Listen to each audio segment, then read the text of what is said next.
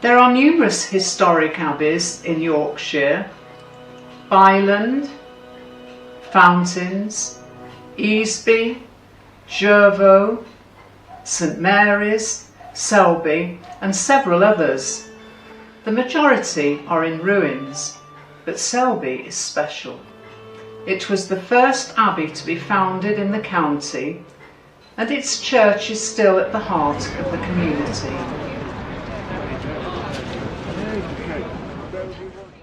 This manuscript, which records the founding of Selby Abbey, was written by a monk in the monastery a little over 100 years after it was constructed.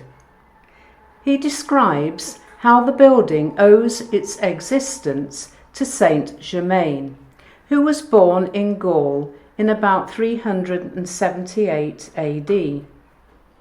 The window in the north transept contains 46 scenes depicting events in his life.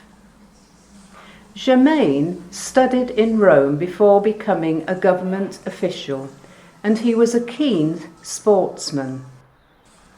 He married Rusticus, a member of one of the noblest families in Gaul. Later, he turned to Christianity. Germain eventually became Bishop of Auxerre in France and twice visited England to promote Christianity and challenge the heresy taught by Pelagian, who denied the teachings of Christ. Germain returned to Auxerre and died in 448 AD, when in his late 60s.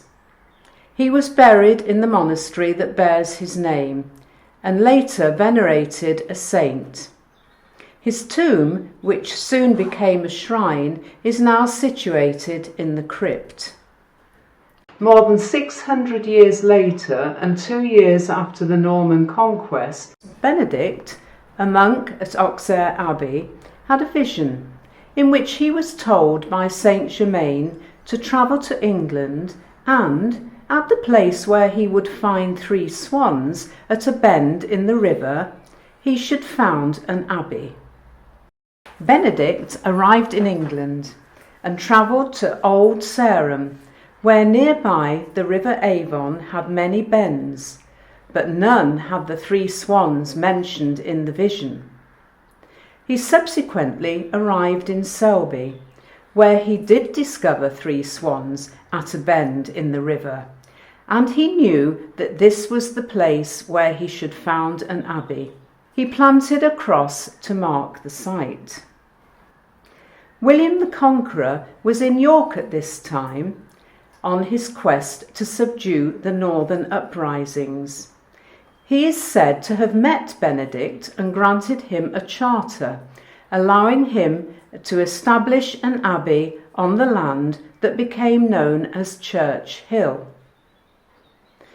In order to support the foundation, the charter included land at Selby, Brayton, Flaxley, Snaith, Rawcliffe and, as fish was important to the monks' diet, a fishery at Whitgift. Why the king made such lavish grants to Benedict is not known for certain, but one reason might be that his queen, Matilda of France, was in Selby about to give birth to their son, who was destined to become the future Henry I of England. On the death of Benedict in 1097, Hugh de Lacy, second son of Ilbert, Lord of Pontefract, became the second abbot of Selby. Being a member of such a powerful family, Bishop Hugh attracted more support for the abbey. Grants of land continued to be gifted, not only in Yorkshire, but in other counties too. Landowners in Northamptonshire, Leicestershire and Lincolnshire contributed in the numbers of gifts. This funding allowed Abbot Hugh to make big changes, and he set about replacing Benedict's wooden structure with a more substantial stone building. He also moved the site of the abbey to the position where it is now. Much of the work done at this time can still be seen in the nave, and one of the main pillars, Abbots Hughes Pillar, is named after him. Opposite the Saint's Pillar, above the north aisle, distorted arches can be seen, showing damage which occurred in the 12th century. The foundations were built on moist ground, which led to subsidence, but the arches now remain stable. The nave, with its splendid Norman doorway, was completed in the 13th century, and much of the chancel, including the choir and the Jesse window, were installed during the 14th, though the original glass has been replaced. Further buildings were completed outside the church. These include accommodation for the abbot, a dormitory for the monks, cloisters, a dining room, workshops and stables, all enclosed by a wall surrounding the complex. In fact, everything needed to create a fully functioning Benedictine monastery.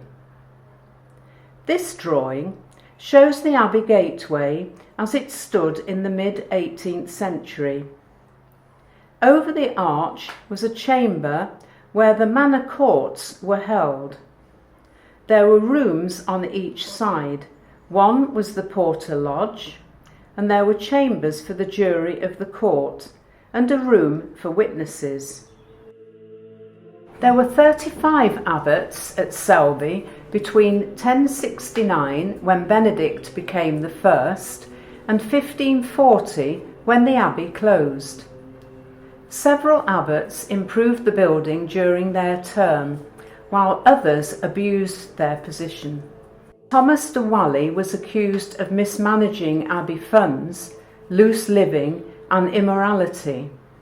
Fights broke out amongst the monks, and de Whalley was banished to Durham to do penance.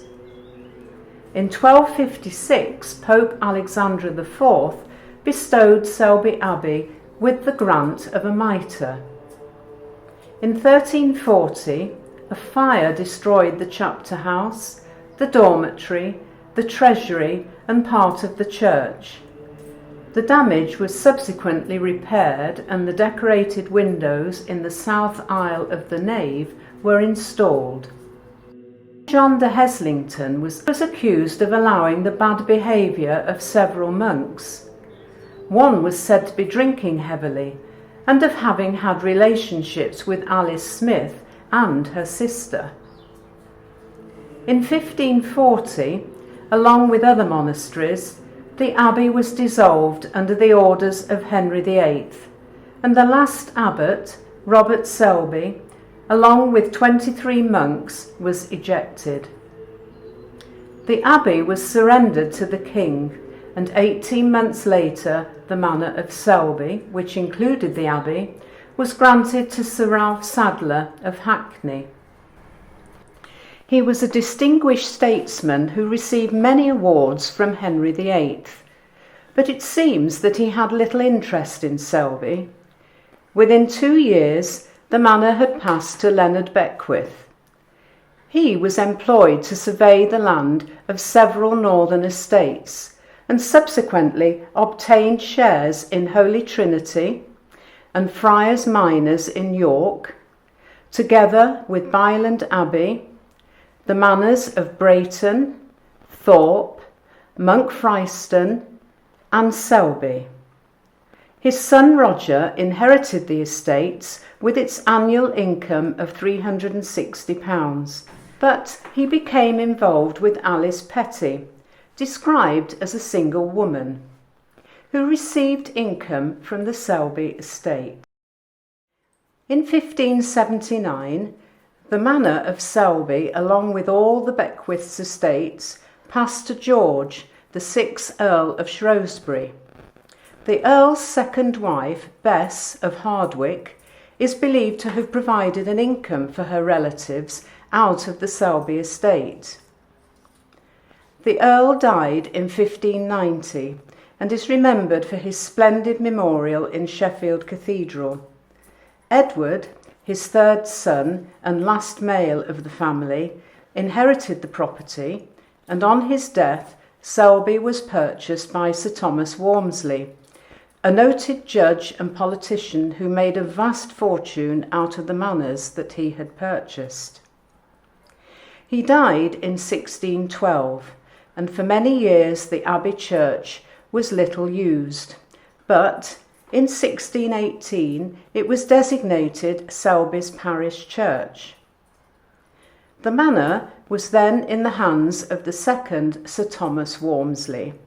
He married twice, and when he died in 1642 left issue by both wives. The manor of Selby remained with the Walmsley family for about 200 years. During this time, maintenance of the building was neglected. The window in the north transept was destroyed. The choir was damaged, and a major catastrophe occurred in 1690 when the central tower fell and destroyed the south transept.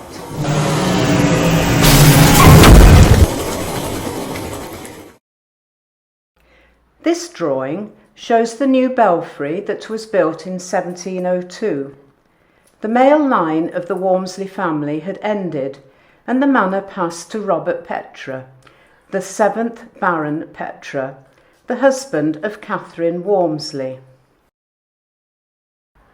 Further restoration work was carried out between 1871 to 73 and in 1889 to 90. At about that time, the 13th century tithe barn, which for 700 years had been used for multiple purposes, including a brewery, was finally pulled down. One building, the Abbot's Staithes, has survived the centuries and indicates the site of the wharf used by shipping on the river. On an October night in 1906, the Abbey suffered another blow. A fire began in the organ chamber and spread to destroy all the wooden items in the choir and the transept. Despite the attempts of Selby and York fire brigades, next morning the Abbey was a smouldering ruin.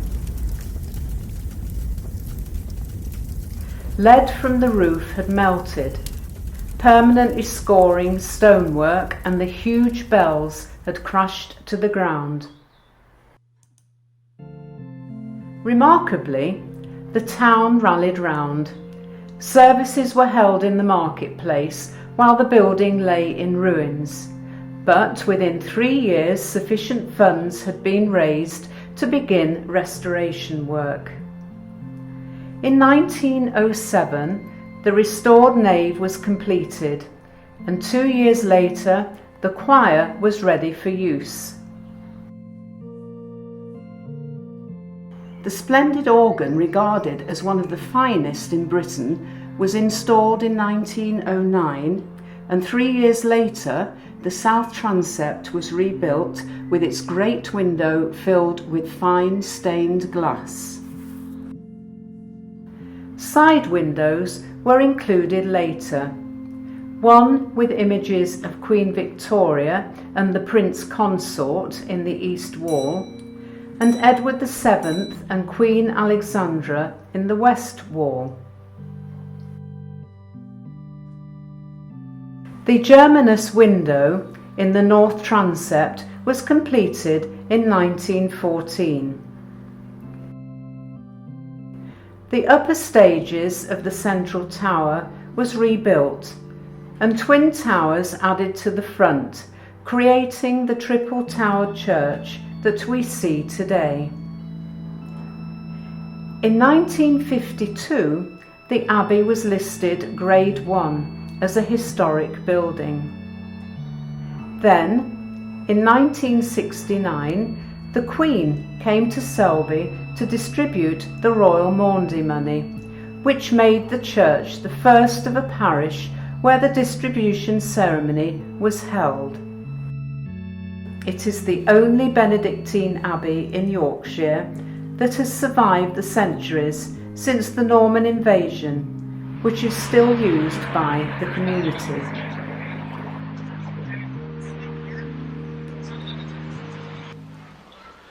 Numerous other events that benefit the community are held in the abbey.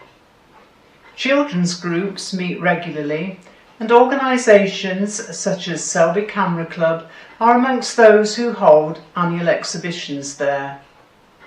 Organ recitals are given regularly, along with several concerts and musical events which are held in the abbey. Craft fairs where local crafts are offered for sale are well attended, and entertainers also hold regular events in the abbey.